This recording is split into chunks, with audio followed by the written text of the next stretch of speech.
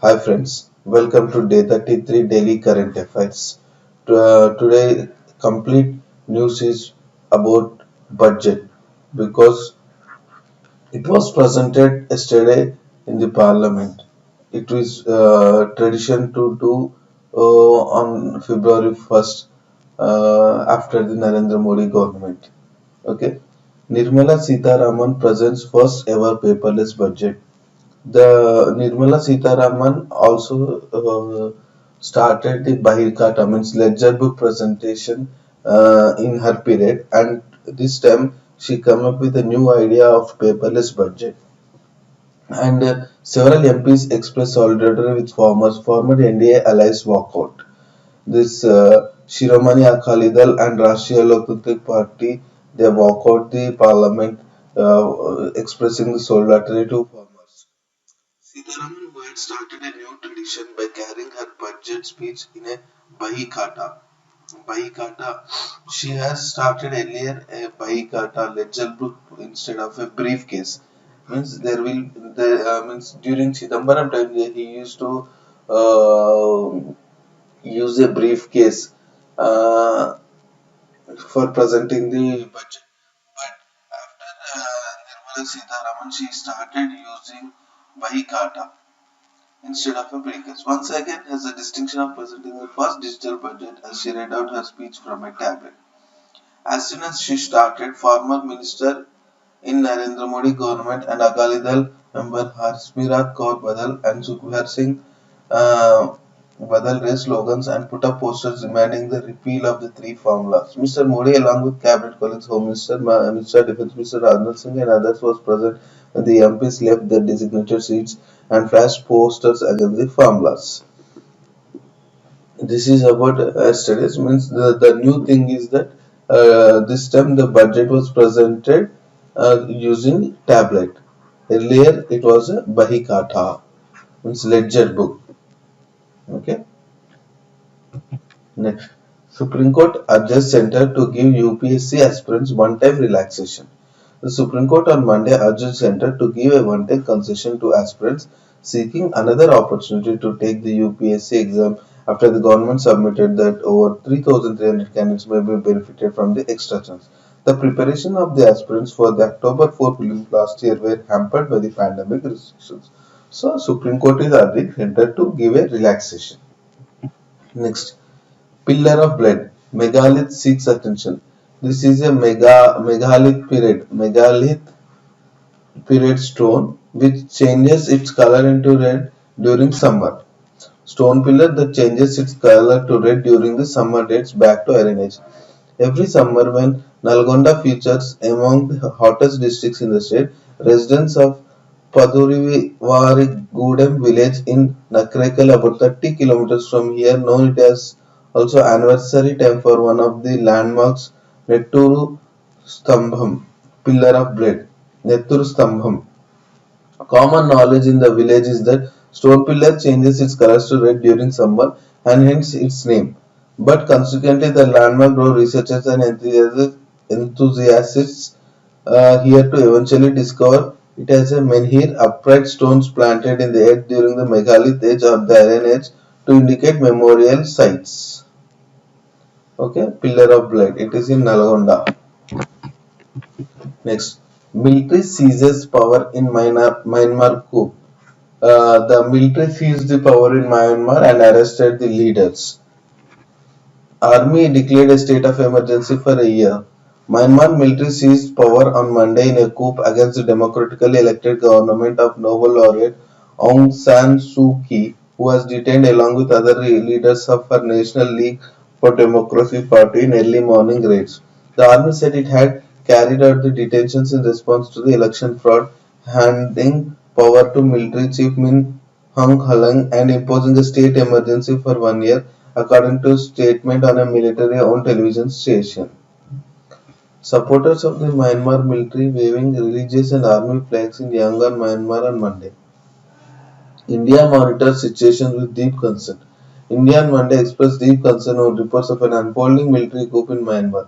India's official response came hours after the Myanmar military declared a state of emergency for 1 year and detained State Councillor Da Aung San Suu Kyi. We have noted the developments in Myanmar with deep concern. India has always been steadfast in its support to the process of democratic transition in Myanmar. We believe that the rule of law and the democratic process must be upheld. We are monitoring the situation closely. A press statement issued by the Ministry of External Affairs said. Okay. This is the budget breakdown presented yesterday by Finance Minister Nirmala Sitharaman. Here you can see the various means how the interest payment, food subsidy, transport, rural development, several things. The budget breakdown was presented here. You can read once after this video has completed. Because I am going to give some highlights of yesterday's budget. Okay. Here you can see Finance Minister Nirmala Sitharaman said that the budget proposal for this financial is rests on six pillars, that is health and well-being, physical and financial capital and infrastructure, inclusive development for aspirational India, reinvigorating human capital, innovation and R&D, minimum government and maximum governance. Significant announcements include a slew of hikes in custom duty to benefit Make in India, proposal to distribute two more PSUs, two more public sector banks and general insurance company to going to be disinvested, and numerous infrastructure pledges to the poor-bound states. Fiscal deficit stands at 9.5% of the GDP and estimated to 6.8 in 2021-2022. Personal income tax slabs remains as it is. Okay. Next, how it was done. Health and sanitation. A new scheme titled PM Atmanirbhar Swasth Bharat Yojana. This is a new scheme announced to develop the primary, secondary, and tertiary healthcare. PM Atmanirbhara. This is going to be important for coming competitive exams. PM Atmanirbhara Swasth Bharat Yojana. Mission Poshan 2.0 to improve nutritional outcomes across 112 aspirational districts. Operationalization of 17 new public health units at points of entry. Modernizing of existing health units at 32 airports, 15 seaports and land ports. Jal Jeevan Mission Urban aimed at better water supply nationwide. Strengthening of Urban Swachh Bharat Mission. Next, coming to education. 100 new Sainik schools to be set up. 750 Ekalavya schools to be set up in tribal areas. A central university to come up in Ladakh. Infrastructure. Vehicle scrapping policy to phase out old and unfit vehicles. All vehicles to undergo fitness tests in automated fitness center every 20 years. Personal vehicles and every 15 years commercial vehicles. For every 20 years there should be a fitness test in automated fitness test centers and 15 years for commercial vehicles. Highway and roadworks announced in Kerala, Tamil Nadu, West Bengal and Assam. National Asset Monetizing Pipeline launched to monitor asset monetization process. National Rail Plan created to bring a future-ready railway system by 2030.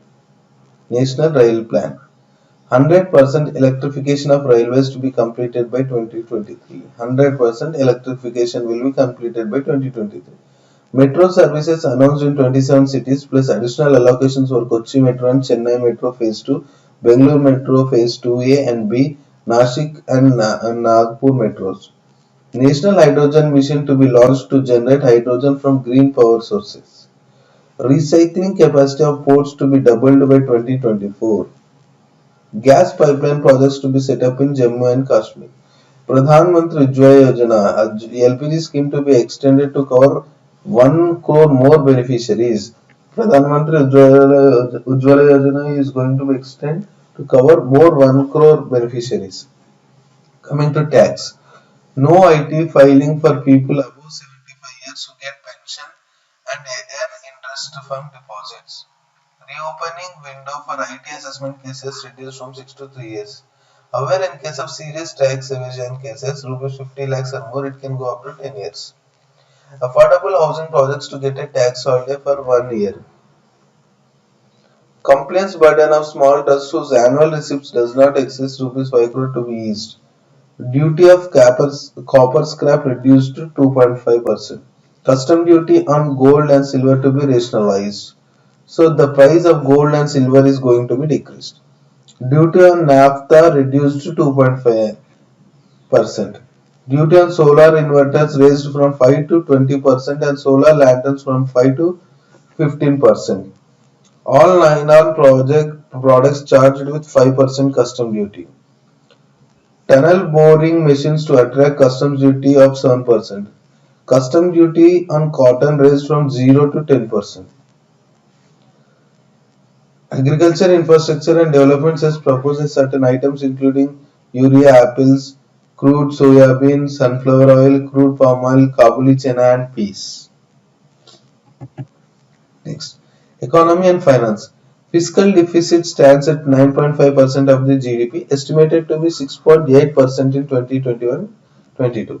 Proposal to allow states to raise borrowings up to 4% of GSDP this year. The states can borrow up to 4% of GSDP. A unified securities market code to be created, consolidating provisions of the SEBI Act, Depositories Act, and two other laws. Proposal to increase FDI limit from 49% to 74%. An asset reconstruction company will be set up to take over stressed loans. Deposit insurance increased from 1 lakh to 5 lakh for bank depositors. Proposal to decriminalize Limited Liability Partnership Act of 2008. Two PSU banks and one general insurance firm to be disinvestigated this year. An IPO of LIC to debut this fiscal. Strategic sale of BPCL, IDBI Bank, Air India to be completed. Air India, they are thinking to sell from 2-3 years, but it is not happening due to there is no buyers for the good price. Agriculture. Agriculture Infrastructure Fund to be made available for APMCs for augmenting their infrastructure. 1,000 more mandis to be integrated into the e-Nam marketplace. 5 major fishing hubs including Chennai, Kochi, Paradip to be developed. A multi-purpose seaweed park to be established in Tamil Nadu. Employment. A portal to be launched to maintain information on gig workers and construction workers. Social security to be extended to gig and platform workers. Their government is thinking to improve the social security to gig and platform workers. Margin capital required for loans via Stand Up India scheme reduced from 25 to 15% for SCs, and women. Okay, these are the news for today. We'll meet again in tomorrow daily news and current affairs. Thank you very much. Please comment, subscribe, share and like.